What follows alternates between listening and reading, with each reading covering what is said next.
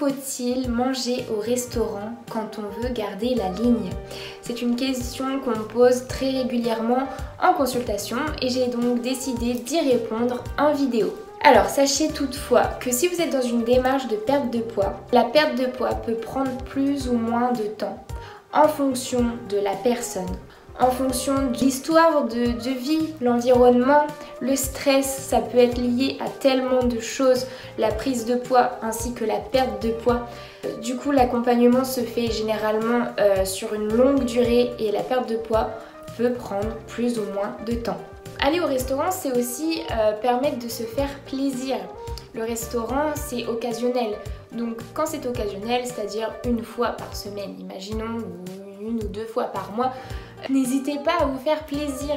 Si vous faites attention à ce que vous mangez, en règle générale, que vous mangez équilibré, vous faites de l'activité physique, il n'y a rien qui vous empêche de vous faire plaisir au restaurant. Il ne faut pas tomber dans cette frustration parce que le régime, c'est se priver en fait.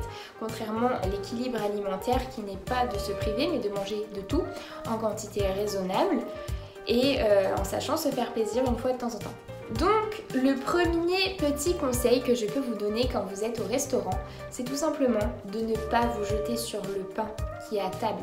Oui, parce que le pain, c'est quelque chose qui est assez appétissant, surtout quand on arrive affamé par exemple au restaurant.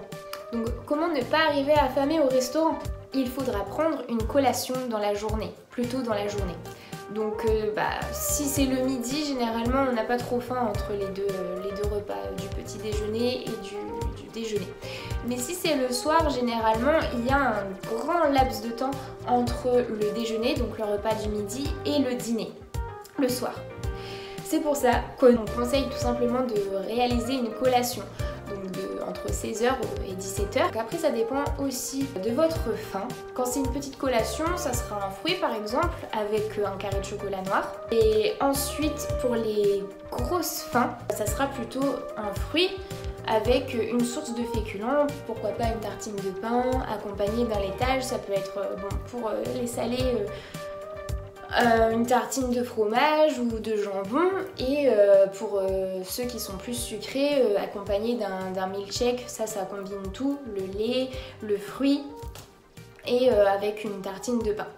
Deuxième petit conseil, osez demander ce qu'il y a exactement dans votre assiette. Par exemple, si vous ne savez pas trop comment votre plat sera fait au niveau de la cuisson, avec quoi il sera accompagné, vous avez le droit de savoir. De toute façon, vous allez payer l'addition, donc vous êtes en droit de demander.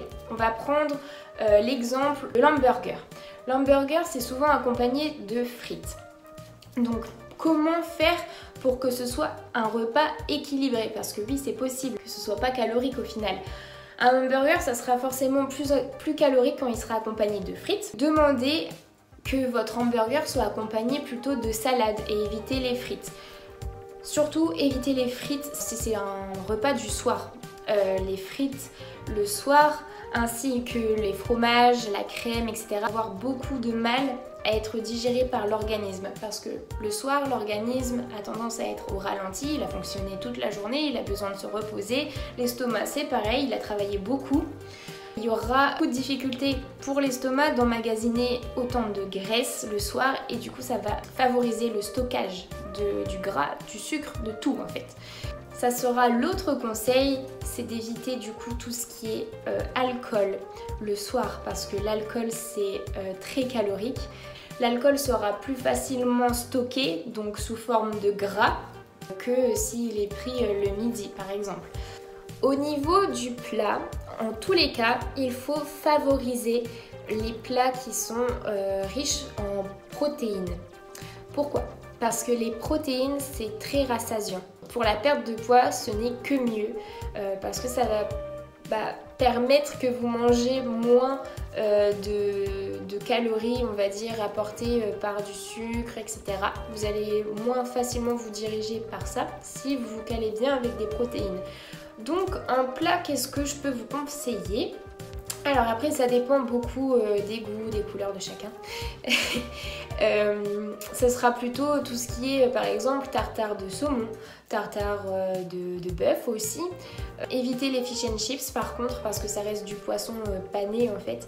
Tout ce qui est pané et friture éviter pour la même raison que les frites en fait, la friture. Donc privilégier tout ce qui est poisson gras cuit en vapeur, poisson aussi poisson maigre on dit, donc tout ce qui est colin, cabillaud. Et en viande, privilégier les viandes blanches, tout ce qui est poulet, dinde.